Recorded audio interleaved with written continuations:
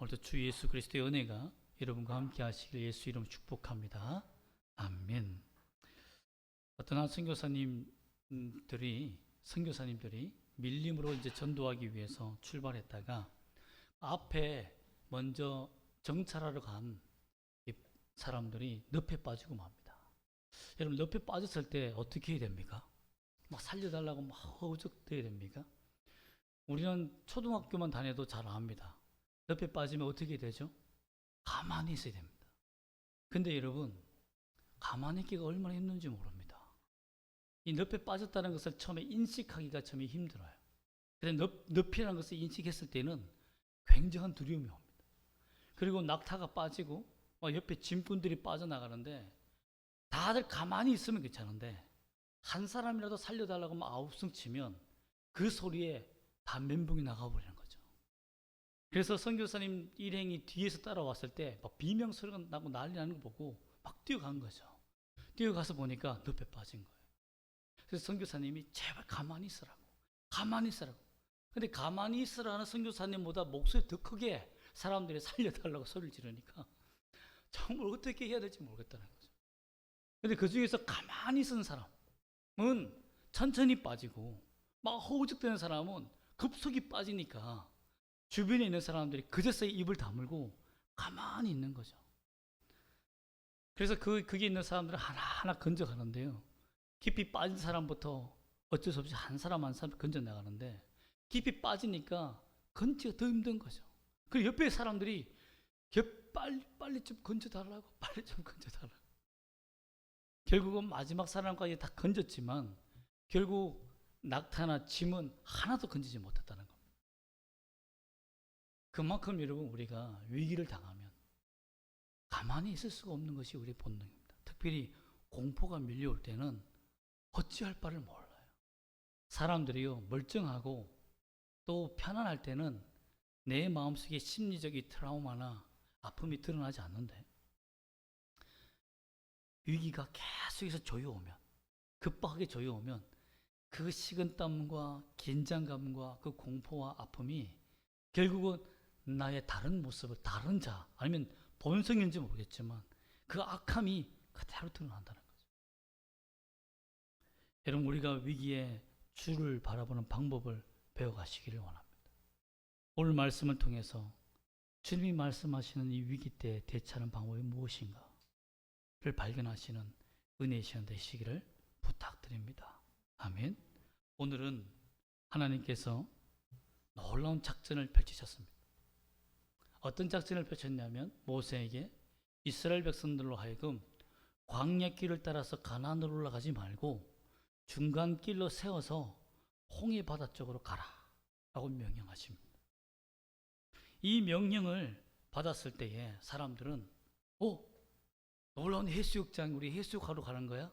이제 출애굽한 기념으로 우리 해수욕하는 거야? 라고 했을지도 모릅니다.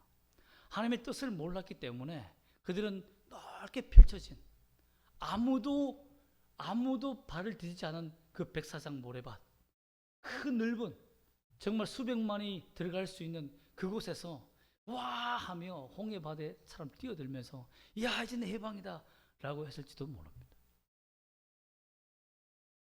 그런데 그 소식을 들은, 축제에 빠져있는 어리석은 이 이스라엘 백성들의 소식을 첩자로 통해서 들은 파라오가 어떤 마음이 들겠습니까?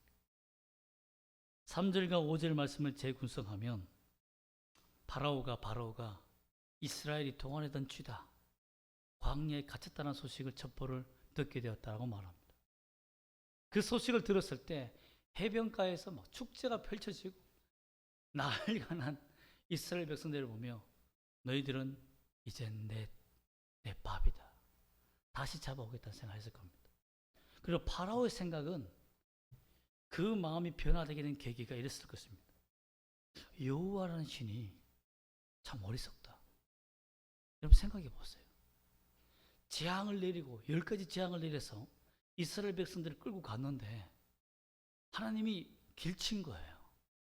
파라오 입장에서 보면 가나안 땅으로 가려면 블레셋 길로 가면 10일이면 도착하는데 광야 길로 이스라엘 백성들을 인도한 거예요. 그러면 광야로 올라가면 되잖아요. 근데 하나님이 중간에 길을 헤매셔서 바닷가로 인도하신 거예요. 외통수.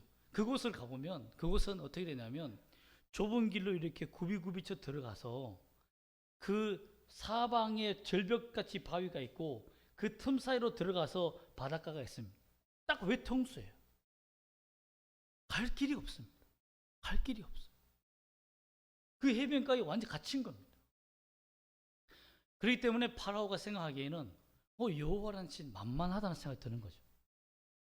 아니 진짜 신이라면, 똑똑한 신이라면, 그러니까 전능한 신인 줄 알았는데 전지까지는 아니네, 모든 것을 아시는 분이 아니네, 이렇게 판단이 된 겁니다. 이번 전쟁은 우리가 이기겠다라는 생각을 하게 되는 거죠. 여러분 그렇지 않겠습니까? 이스라엘 백성들이 막 해수욕하며 놀고 있는데 적들이 쳐들어온다. 그럼 뭐라고 하겠어요? 하나님의 지혜와 능력과 그 권세를 오해하지 않겠습니까? 이에 5절 말씀 보면 그 백성이 도망한 사실이 애굽 왕에게 알려지며, 즉 갇혔다는 거죠. 바로와 그의 신하들이 그 백성에 대하여 마음이 변했다. 그 변하는 기회가 생겼다는 거죠. 도망갈 줄 알았는데 우리의 은과 금 폐물을 다 가지고 도망갔잖아요. 탈출했잖아요. 다시 자기의 잃어버렸던 재물을 찾을 수 있는 계기가 된 거죠. 그리고 여러분, 자기 자식들이 다 죽었잖아요. 이 열 번째 재앙 때문에 자기 자녀들이 다 죽었어요. 첫 번째 아들이 다 죽었습니다. 그 원통과 비통함을 갚을 수 있는 기회가 온 거예요. 가만히 있겠습니까? 그래서 파라오가 7절 말씀 보면 선발된 특수부대 병거 부대 중에서도 특공대를 뽑았어요. 그럼 먼저 파견해 보냅니다. 그리고 뒤에 온 병거, 그러니까 쉽게 말하면 특수부대는 아니지만 그래도 일반 병 중에서 병거를 몰 수 있는 병사들을 보냅니다. 어떻게 보면 그겁니다. 탱크나 전차를 아주 잘 몰고 아주 뛰어난 사람들을 600대를 뽑아서 보내는 거죠. 그리고 특공대를 더 앞에 보내는 거죠. 그리고 모든 지휘관들이 참여해서 추격하라 라고 명령합니다. 완전히 쓸어버리는 겁니다. 우리의 노예가 되든지 그 해수욕장이, 홍해바다 해수욕장이 피바다가 되든지 둘 중에 하나 선택하고 오라 이겁니다. 자신들이 아들을 잃어버렸고 이집트 신이 패배했다는 그 치욕함을 갚을 수 있는 최고의 기회를 그들은 얻은 겁니다. 세상에 얻은 거예요. 뭣도 모르고 웃으며 즐기며 해수욕을 즐기던 이스라엘 백성들이 10절 말씀에 드디어 이집트 군대가 쳐들어오는 것을 보게 됩니다. 저 멀리서 정말 먼지 구름이 몰려오며, 여러분 병거 600대가 달려오니 얼마나 큰 먼지가 일어났겠습니까? 멀리서 그 먼지를 보고 뭐야? 발바꿈 소리야, 병거 소리야, 이집트 군대야 라는 것이 점차 들려올 때마다 그 흙먼지가 그들에게는 정말 악마의 구름처럼 느껴졌을 겁니다. 죽음의 사자처럼 보였을 거예요. 결국은 그들이 어떻게 말합니까? 하지 말아야 말까지 합니다.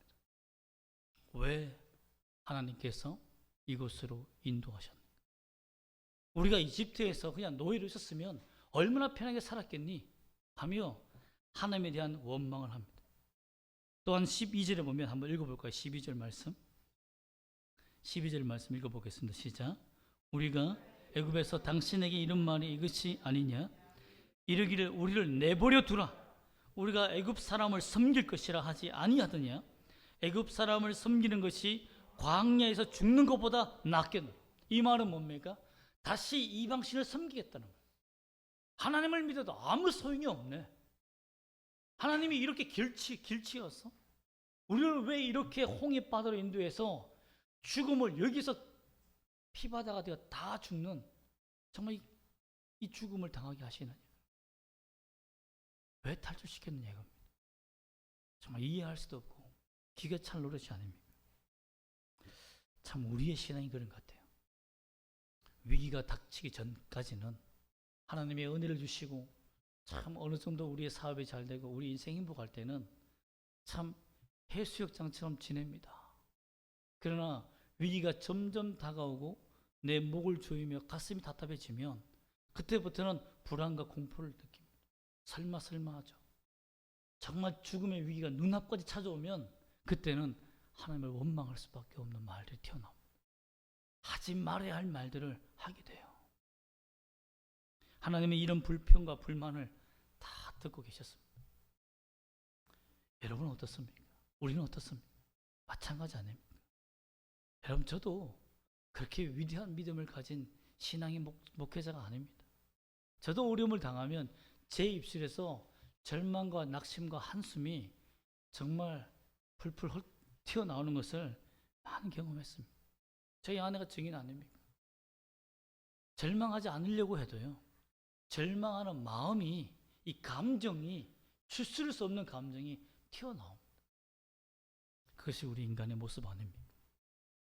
왜 하나님은 이스라엘 백성들을 위기 속에 밀어넣으셨고, 이 위기 속에서 하나님이 목적하는 게 무엇이고, 하나님은 왜 이렇게 스스로가 길치인 것처럼, 길을 잘못 인도한 것처럼, 우리를 잘못된 곳으로 인도한 것처럼 하나님께서 만드시는 걸까요? 그 이유가 있습니다. 3절과 4절에 보면 모세에게 먼저 하나님께서 1절에서 모세에게 말씀하시기를 돌이켜 들어가라 한 다음에 그 이유를 설명하십니다. 3절에 바로가 이스라엘 자손에 대하여 말하기를 그들이 그 땅에서 멀리 떠나 광야에 갇힌 바 되었다 하리라. 즉 이 소문을 들리게 한 것, 이스라엘이 광야에 갇히게 되었다라는 이 소문을 듣게 하신 것이 누구라는 겁니까? 첩자가 아니라는 거예요. 파라오가 똑똑해서 그 첩자를 보내어서 그 길로 들어가게 되었다라는 것을 듣게 한 것이 아니라 하나님이 흘렸다는 거예요. 거짓 정보를 흘렸다는 거예요. 물론 갇힌 건 맞죠. 그러나 실제적으로는 그 목적이 뭡니까? 이스라엘 백성들이 갇히게 된 그 목적이 뭡니까? 또 때마침 또 이스라엘 백성들은 진심으로 찐 감정을 드러내죠. 불안하고 공포에 뜹니다. 파라오는 저거 아무것도 모르는구나, 하나님이 정말 바보구나 라고 생각하고 공격해서 나갔을 겁니다. 어떻게 보면 하나님은 우리의 불평, 불만까지도 아시고 사탄을 유혹하고 적을 이용하여서 무너뜨리는데 우리 감정까지도, 불신까지도 이용하시는 분이라는 것을 우리가 알 수 있습니다. 모든 것이 자기 팀까지도, 자기 백성까지도 속여서까지 작전을 짜신 거예요. 왜? 누구를 유인하기 위해서입니까? 파라오를 이용하기 위해서죠. 만약에 구름대까지 쳐들어가는데 백성들이 찬송하며 와봐 컴온 하고 이렇게 하면 파라오 가겠습니까, 여러분? 저건 뭐지? 그럴 거 아니에요. 정말 공포에 빠진 그 백성들의 모습을 보고 온 구대를 동원하여서 그냥 마구 달려간 겁니다. 왜? 4절 말씀 다시 한번 읽어볼까요? 4절 말씀 읽어보겠습니다. 시작. 내가 바로의 마음을 완악하게 한즉 바로가 그들의 뒤를 따르니니 내가 그와 그의 온 군대로 말미암아 영광을 얻어 애굽 사람들이 나를 여호와인 줄 알게 하리라 하시매 무리가 그대로 행하니라. 하나님은 목적이 하나 있었어요. 내가 여호와라는 신이 이스라엘 민족에 속박되어 있는, 딱 제한되어 있는 신이 아니라 전 우주, 이 이집트가 그때 가장 강력한 나라 아닙니까? 그 나라의 온 백성까지도 구원할 수 있는 여호와라는 것이 언약의 하나님이고 구속의 하나님이란 말입니다. 내가 만약에 전쟁에 전능하신 하나님이라고 했으면 나는 너희의 엘로힘이다 라고 말했을 것입니다. 그냥 하나님이다 라고 얘기했을 거예요. 그런데 그들에게 말하기를 나는 여호와다 라는 것을 알게 한다, 이 말은 구약의 하나님, 즉 언약의 하나님, 이스라엘 백성들을 구속하시고 구원하신 그 하나님을 너희에게도 증명하겠다는 말입니다. 즉 뭐냐면 너희도 나를 따라야 구원받는다는 거예요. 여호와를 믿어야 구원받는다는 거예요. 오늘날 말하면 주 예수 그리스도를 믿어야 구원받는다는 것을 예수님께서 선포하듯이 이방 모든 세계에 선포하셨듯이 하나님이 구약 시대에도 이방인들에게 선포한 겁니다. 복음을 선포한 거예요. 즉 하나님의 관심은 이스라엘뿐만 아니라 헛된 우상신에 빠져서 지옥으로 떨어질 수밖에 없는 그 이집트 백성들도 불쌍히 여겼다는 겁니다. 아, 진짜 하나님이었구나. 우리가 속았구나. 신이 생각을 하는구나. 신이란 존재가 작전을 짤 수 있는 신이구나. 여호와라는 신이. 그 신은 계획과 또한 전능과 이 모든 것을 다 가지고 계신 분이구나. 인격적인 신이구나. 우리가 알던 우상, 돌 그런 것이 아니고 정말 사람처럼 인격이 있는 존재라는 것을 이스라엘 백성뿐만 아니라 이집트 사람들이 처음 알게 된 거예요. 그 목적을 위해서 하나님이 주셨다는 겁니다. 여기에서 우리가 깨달은 것은 뭡니까? 여러분이 믿는 하나님은 그냥 공기가 아닙니다. 그냥 태양이 아니에요. 나의 감정까지도, 나의 불신까지도 하나님의 구원의 작전에 이용하시는 전능하시고 전지하신 인격체 하나님이라는 것을 여러분 믿어야 합니다. 그 하나님이 여러분을 부르시고 구원하신 거예요. 그분이 여러분의 하나님입니다. 그걸 믿는 믿음이 있느냐 없느냐가 내 인생이 완전히 달라지는 겁니다. 여러분, 이스라엘 백성들이 무슨 믿음이 있어서 그들이 홍해를 건넙니까? 전혀 믿음이 없었습니다. 전혀 구원받을 만한 믿음이 그들에게는 없었어요. 어떻게 보면 구원은 하나님의 일방적인 은혜였습니다. 그들에게는 일방적인 은혜였어요. 불평불만한 사람 따라오게 하고 싶습니까, 여러분? 근데 하나님은 불평하고 불만하고 차라리 이집트 사람을 섬기며 이방신을 섬기는 것이 낫다라고 배교적인 할 말 안 할 말 다 한 그 이스라엘 백성들도 하나님께서 파라오를 무너뜨리고 이집트를 무너뜨리고 그들에게도 구원을 주시기 위한 은혜의 방편으로 쓰셨다는 겁니다. 그렇기 때문에 여러분, 하나님의 지혜를 우리가 우리 수준에서 판단하면 안 됩니다. 하나님은 이 정도밖에 안 될 거야. 하나님은 내게 위기를 주시고 어려움을 주셨으니까 이 정도밖에 안 될 거야 라는 생각을 해서는 안 됩니다. 하나님의 지혜는 할 수가 없다. 하나님의 계획은 내가 이해할 수 없으니까 그냥 받아들이자. 이것이 우리가 가진 믿음이야 할 줄 믿습니다. 여러분, 두 번째로 보면 악한 자를 반드시 그 악함으로 심판하시는 심판주의심을 보여주기 위해서입니다. 3절과 5절과 8절 말씀 보면 마음을 완악하게, 마음을 변하게 하신 분, 악한 자의 마음을 그대로 완악하게 하신다는, 계속해서 파라오의 마음을 완악하게 변하게 만들었다, 완악하게 만들었다라는 그 주체가 누구라고 되어 있습니까? 하나님이라고 되어 있습니다. 아니, 악하지 않은데 악하게 만든 것이 아니라 악한데 회개할 기회를 안 줬다는 거예요. 이게 무서운 거예요. 복음을 전파해 보면 어떤 사람은 죽을 때 되면 예수 믿으면 되지, 실컷 타락하고 내가 내년에 예수 믿으면 되지 않습니까? 그러면 그 악함을 하나님이 회개시키지 않는다면 영원히 구원 못 받는 겁니다. 그걸 몰라요. 구원은 내가 고백하면 얻는 것이라고 착각합니다. 내가 언제든지 고백하면 얻을 수 있다고 착각해요. 여러분, 구원은 구걸하여 얻는 것이 아닙니다. 하나님이 그 사람을 사랑해야 주는 겁니다. 그러면 내가 구원시킬 수 있는 게 아니에요. 그 전도는 뭡니까? 그 하나님을 그 사람에게 소개하는 겁니다. 구원의 문이 이것이다 소개하는 거예요. 그러나 내가 그 사람을 논리적으로 설득해서 구원할 수 없어요. 그래서 우리가 할 수 있는 방법은 그 영혼을 위해서 우는 겁니다. 하나님, 그 영혼을 구원해달라, 예수 믿게 해달라, 은혜를 달라. 그래서 구원받으면 다행인 겁니다. 천만 다행인 겁니다. 여러분, 에스겔서 11장 19절과 20절 말씀 보면 이런 말씀이 있습니다. 내가 그들에게 한 마음을 주고 그 속에 새 영을 주며 그 몸에서 돌 같은 마음을 제거하고 살처럼 부드러운 마음을 주어 내 율례를 따르며 내 규례를 지켜 행하게 하리니 그들은 내 백성이 되고 나는 그들의 하나님이 되리라. 돌 같은 내 마음을 제거하고 하나님의 마음, 하나님의 말씀을 실행하고 실천할 수 있는 부드러운 마음을 주는 것.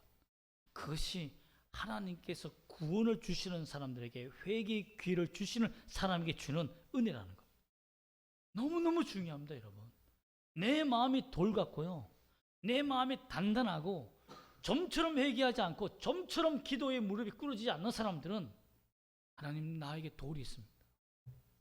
정말 주님의 말씀대로 움직이지 않는 돌이 있습니다. 그게 논리든지 내 고집이든지 나의 중독적인 죄악의 타락이든지 여러분 부셔버리기를 원합니다. 하나님의 성령이 들어가서 우리의 가슴을 찢어버려야 돼요. 그런 성령의 역사가 없으면 우리는 절대 구원받지 못합니다. 절대 회개하지 못합니다. 그러므로 여러분 얼마나 당연한지 모릅니다. 이런 말씀을 듣고 내가 회개해야지, 내가 주님을 믿어야지, 이런 믿음의 마음이 생겼다는 그 자체가 여러분의 가장 큰 은혜라는 것입니다. 또한 세 번째로 보면 하나님께 엎드리며 부르짖어 기도하게 만들기 위해서입니다. 10절 말씀 다시 한번 읽어볼까요? 10절 말씀. 10절 말씀 다시 읽어보겠습니다. 시작. 바로가 가까이 올 때에 이스라엘 자손이 눈을 들어 본즉 애굽 사람들이 자기들 뒤에 이른지라 이스라엘 자손이 심히 두려워하여 여호와께 부르짖고 라고 되어 있습니다. 하나님께 처음에는요 너무 불안하고 공포스러우니까 그 은혜를 기억하고 하나님 살려달라고 부르짖었어요. 부르짖고 난 다음에 낙심하고 낭망하여 불평하였지 처음에는 주님 앞에 엎드렸어요. 하나님 살려달라고. 부르짖는 여호와의 그 이스라엘 백성들의 공통적인 특징이 무엇인지 아십니까? 옷을 다 찢어버리는 겁니다. 옷을 다 찢고 막 기도하는 거예요. 하나님 살려달라고. 그 홍해 해수욕장이 갑자기 부흥회가 된 거죠. 그렇게 실컷 즐기고 놀다가 하나님의 그 작전 속에서 그들은 철저히 무릎 꿇고 하나님 앞에 부르짖는 자세로 바뀌었다는 겁니다. 하나님, 우리가 하나님께서 왜 우리에게 위기를 주십니까? 하나님 바보기 때문에? 우리를 인생을 구원으로 인도할 수 있는 능력이 없기 때문에? 하나님의 길치기 때문에? 여러분보다 하나님의 IQ가 낮아서 어떻게 여러분을 행복하게 할 줄 모르기 때문에 그래서 하나님이 위기를 주십니까? 절대 아닙니다. 하나님은 우리가 어떤 늪에 빠져도 건질 수 있는 분이십니다. 하나님께서 우리에게 주시는 그 위기는 철저히 내가 무릎 꿇고 주님 앞에 기도하게 만들기 위해서입니다. 그 기도가 없이는 이 늪에서, 이 사망에서 벗어날 수 없다는 것을 알게 하기 위해서입니다. 여러분, 기도 없이 전도됩니까? 절대 안 됩니다. 기도 없이 능력이 임합니까? 절대 없습니다. 기도 없이 부흥합니까? 절대 안 됩니다. 기도 없이 성령의 은사 받습니까? 절대 없습니다. 우리는 다 합니다. 근데 기도하지 않습니다. 여러분, 이런 마음에서 벗어나야 합니다. 내가 기도하기를 싫어하는 마음이 생길 때 그래서 사탄의 속삭임을 깨닫고 사탄아 물러가라고 외쳐야 됩니다. 예수 이름 물리치십시오. 그리고 기도하는 일에 내 삶과 목숨을 다하십시오. 여러분은 하나님께서 바보고 여러분을 버려서 어리석어서 위기를 당한 게 아닙니다. 반드시 하나님이 주시는 메시지가 있습니다. 그것을 보는 사람과 보지 못한 사람은 차원이 다릅니다. 여러분이 만약에 모세처럼 처음부터 작전판 위에 있었다면, 작전 회의에 동참했다면 모세처럼 떨지 않았을 겁니다. 이스라엘 백성처럼 떨지 않았을 겁니다. 그죠? 이스라엘 백성처럼 두려움에 빠져서 허덕이며 막 부르짖으며 원망하지 않았을 겁니다. 하나님의 작전판 위에 있었습니다. 여러분, 기도하면 하나님이 보여주십니다. 하나님이 미래를 알려주십니다. 내 위기를 알려주세요. 내 삶에 해결해야 할 방법이 무엇인지도 보여주십니다. 그래서 우리가 기도할 맛이 나고 하나님의 살아계심을 경험하는 겁니다. 기독교에 능력이 없다고요? 아닙니다. 하나님의 때가 되면 그 능력이 불같이 나타납니다. 여러분, 그 능력을 경험하기 위해 기도로 준비하시기를 바랍니다. 또한 위기 속에서 하나님이 어떻게 해야 할지를 알려주시기 위해서입니다. 13절과 14절 우리 다시 한번 크게 한번 읽어볼까요? 13절과 14절 시작. 모세가 백성에게 이르되 너희는 두려워하지 말고 가만히 서서 여호와께서 오늘 너희를 위하여 행하시는 구원을 보라. 너희가 오늘 본 애굽 사람을 영원히 다시 보지 아니하리라. 여호와께서 너희를 위하여 싸우시리니 너희는 가만히 있을지니라. 이런 모세는 하나님이 다 보여주셨어요. 하나님이 싸우시며 이집트 군대를 다 홍해바다에 넣을 것이며 다시는 이 군대를 보지 못할 것이라는 하나님의 그 예언적인 환상을 다 본 거예요. 미래를 본 거예요. 가만히 움직이지 말고 있으라는 거예요. 늪에 빠진 사람처럼 가만히 있으라는 거예요. 제발 내가 그 늪에서 빠져나가기 위해서 허우적대지 말라는 겁니다. 너희의 방법과 너희의 행동이 오히려 하나님의 작전에 방해가 된다 이겁니다. 우리는 무엇만 하면 됩니까? 하나님을 믿고 항복하면 됩니다. 기도하면 됩니다. 그게 우리가 사는 길이에요. 두려워하지 말고 가만히 서서 보라. 이게 가장 힘듭니다. 걱정하지 말고 염려하지 말고 내 문제를 다 해결되었다고 믿고 상상하며 나가는 것이 얼마나 힘든지 모릅니다. 미치지 않고서는 불가능합니다. 그래서 예수 믿으면 한 반쯤 미쳐야 돼요. 농담이 아니라. 너무 이성적이고 논리적이면 하나님의 역사가 나타나지 않습니다. 하나님의 역사는 제정신 차린 사람에게는 잘 드러나지 않습니다. 거의 한반 하나님이 모든 거 하실 수 있다라는 맹종적인 신앙이 필요합니다. 내 생각을 멈춰야 돼요.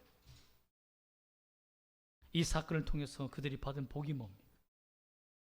이집트 군대가 홍해바다에 전멸합니다. 왜 그런 거 있지 않습니까? 저들을 다 잡을 수 있을 것 같아요. 여러분, 우리가 다음 주에도 살펴보겠지만 이집트가 본 하나님의 능력을 그들은 다 보면서도 잡을 수 있을 것이라는 착각에 빠집니다. 결국은 다 전멸하고 맙니다. 역사적으로 이 전쟁에 대해서 기록하기를 디트모스 2세 이후에는 이집트는 한 번도 국외 전쟁에 참전하지 않습니다. 왜? 병력이 없으니까. 그전 그리고 디트모스 이후의 왕들은 다 전쟁에 참여합니다. 1년에 7번씩 참전해요. 그런데 죽을 때까지 한 번도 참전하지 않습니다. 왜? 병력을 다 잃어버렸기 때문에. 역사가 증명하고 있습니다. 여러분, 하나님을 의지하고 두려워하지 않는 것이 얼마나 중요한지를 깨닫게 됩니다. 이스라엘 백성들은 자신들이 홍해 바다에서 앞에서 그 해수욕장에서 고통하며 원망하며 하나님을 원망했던 것에 대해서 철저히 후회하고 회개하는 시간을 갖게 될 것입니다. 여러분도 마찬가지입니다. 왜 우리가 불평하고 불만하는 것을 하나님이 그냥 내버려 두신지 아십니까? 그만큼 너는 나약하다는 거예요. 그만큼 너는 연약하다는 거예요. 그러나 하나님이 너를 구원하실 때 그 모든 불평과 불만이 다 내가 주를 믿지 못하던 어리석음이었다는 것을 심장 깊이 깨닫게 하기 위해서 주님이 그 불평과 불만을 들으시는 거예요. 듣고 계신 거예요. 우리 하나님은 바보가 아닙니다. 욕하면 욕하는 대로 어리석어서 듣고 계신 게 아니에요. 그 사람의 심장을 얻기 위해서입니다. 내가 너에게 주는 이 마음, 너를 사랑하는 마음, 그것을 깨닫기를 원하는 겁니다. 넌 결국 승리할 것이다. 왜? 내게 속한 자이기 때문에. 그럼 나를 믿으라. 두려워하지 말라. 나를 보라. 가만히 서서 보라. 구경하라 이겁니다. 모든 전쟁은 하나님께 속한 것임을 알게 하고 하나님이 누구 편이라는 거예요? 14절에 오면 너희를 위해 싸우시니까 우리 편이라는 거예요. 우리 오징어 게임도 보면 그 할아버지가 뭐라고 말하죠? 우리는 깐부잖아. 그렇죠. 맞습니다. 깐부잖아. 친구잖아. 여러분, 여호와는 우리의 깐부입니다. 친구입니다. 우리의 동맹이에요. 우리를 인도하시고 이끄시는 완벽한 하나님이십니다. 그걸 믿으십니까? 하나님은 기적을 베푸시며 도우시기를 원하시는 분이시지만 믿음 없는 행함을 하는 사람들과는 행하지 않습니다. 걷지 않습니다. 왜? 자기 지식과 능력과 방법으로 모든 일을 해결하는 사람들 속에 왜 하나님의 그 아까운 가치의 능력을 행해야 됩니까? 소용이 없는 거죠. 오히려 하나님이 도와주시면 자기가 한 것처럼 착각할 수 있습니다. 여러분, 하나님 앞에 무릎 꿇는 것이 가장 먼저 시작된 것입니다. 하나님의 역사가 드러날 수 있도록 엎드려야 하는 것입니다. 예수님의 설교의 대부분도 다 믿음입니다. 바라는 거예요. 하나님을 믿는 겁니다. 주님의 행하시는 걸 믿는 겁니다. 그래서 믿음은 외줄 타기와 똑같습니다. 여러분, 서커스에 외줄 타는 거 아주 높은 데 10m에서 타잖아요. 처음부터 10m 탑니까? 아닙니다. 처음에는요, 굵은 줄을 바닥에 탁 깔아놓고 눈을 감고 바닥에 있는 줄을 밟으면서 걷게 합니다. 왜? 발바닥으로 외줄만 느끼게 하는 겁니다. 주위의 공간, 어두움, 높이를 생각하지 않고 오직 발바닥에 외줄만 느끼게 하기 위해서요. 그리고는 10cm를 올립니다. 그 길을 건너가게 합니다. 그것도 외줄 타기 할 때 발바닥에 외줄만 느끼게 하기 위해서입니다. 눈을 감고 충분히 걸어갈 수 있는 균형감이 되면 그때부터 눈을 뜨고 높이 올라갑니다. 그러면 사람이요, 본능적으로 감각이 눈에 생긴 것이 아니라 발에 생깁니다. 이 훈련을 1년, 2년 동안 해요. 발의 감각이 눈의 감각보다 더 예민해질 때까지. 때로는 여러분, 예수님 말씀처럼 눈이 범죄하면 눈을 뽑는 것이 낫다라고 한 것은 눈의 감각이 죄의 감각에 발달된 것을 멈추고 차라리 눈이 없이 믿음의 눈을 떠서 주를 보는 것이 더 낫다는 겁니다. 우리의 믿음은 주님을 느낄 수 있는, 주님을 믿을 수 있는 그 믿음의 감각을 키우는 일에 훈련되어야 됩니다. 그러면 위기가 찾아왔을 때 차라리 눈을 감으세요. 절망을 보지 마세요. 절망을 생각하지 마세요. 하나님을 믿는 믿음의 감정을 훈련시키세요. 하나님은 하실 수 있다. 하나님은 이 위기를 벗어나게 하실 수 있다라는 이 믿음의 영적 외줄 타기를 발바닥에 감각을 익히듯이 익히기를 소망합니다. 이 영적 외줄 타기를 어떻게 하면 잘할 수 있을까요? 성령밖에 없습니다. 성령밖에 없어요. 우리의 마음을 부드럽게 하실 그 성령의 능력밖에 없습니다. 충만밖에 없습니다. 그러면 성령의 충만함이 여러분에게 임재하시기를 여러분 목숨 걸고 기도해야 됩니다. 내 믿음이 강해지는 것도요, 그냥 믿습니다 하면 강해지지 않습니다. 성령께서 도우셔야 내 믿음이 강해집니다. 그 성령의 인도하심은 나의 기도 시간과 비례합니다. 나의 절실함과 비례합니다. 그냥 믿습니다, 내 생각을 바꿨습니다, 이것으로 되는 게 아니에요. 왜? 성령은 바보가 아닙니다. 하나님 바보가 아닙니다. 너가 얼마만큼 내게 투자하며 엎드는지에 대해서 철저히 주님 계산하십니다. 그리고 너의 눈물의 그 씨앗의 눈금을 다윗의 눈물병을 하며 수치를 보고 응답하셨듯이 하나님이 응답하시는 수치가 있습니다. 여러분의 절실함과 눈물과 간절함에 그 병이 있어요. 하나님의 잣대가 있다는 겁니다. 그때까지는 그냥 최선을 다해야 됩니다. 어떤 목사님이 이렇게 농담을 했습니다. 찰만 하면 말라버리고 찰만 하면 말라버리고 병에 눈물이 담길 시간이 없다는 거예요. 왜 기도하지 않는 거예요? 눈물 흘리지 않는 거예요. 간절함이 없는 거예요. 그럼 우리가 주님의 기도를 알듯이 피와 땀을 다하여 한 영혼을 구원하기 위해 기도하신 것처럼 여러분도 돌파하는, 위기를 돌파할 때는 이런 간절함이 필요합니다. 간절함이 필요합니다. 이스라엘이 아랍간의 6.1 전쟁에서 이스라엘의 승리의 원인을 세 가지로 뽑았는데요. 하나는 유일신 신앙, 하나는 국론을 통일하는 것, 모든 어린아이부터 시작하여 모든 사람이 이 전쟁에 목숨을 걸고 참여하기를 동의한 것. 그 제공권을 장악하는 것. 그래서 미사일과 이 모든 것을 공급받아서 위로는 공격하지 못하게 지상으로만 올 수 있도록. 그런데 발표할 때에 이렇게 말합니다. 우리는 이것보다 더 큰 무기가 있다. 우리는 공개할 수 없는 최신 무기가 우리에게 있다. 그래서 아랍군이 무서워서 못 왔어요. 결국은 하나님의 도움으로 말미암아 6.25 전쟁을 승리하게 된 것은 그들이 대전차 지뢰를 숨겨놓고 이스라엘이 어떤 최신 무기인지 모르니까 자기들이 공격하지 못하도록 대전차 지뢰를 깔아놨는데 모래 폭풍이 한 달 일찍 오는 바람에 그 폭풍이 대전차 지뢰를 다 옮겨버린 거예요. 그리고 지형이 바뀌어서 아니 어디가 어딘지 모르겠는 거예요. 그래서 공격하지 못한 거예요. 그래서 6일 동안 전쟁을 했지만 결국 항복한 겁니다.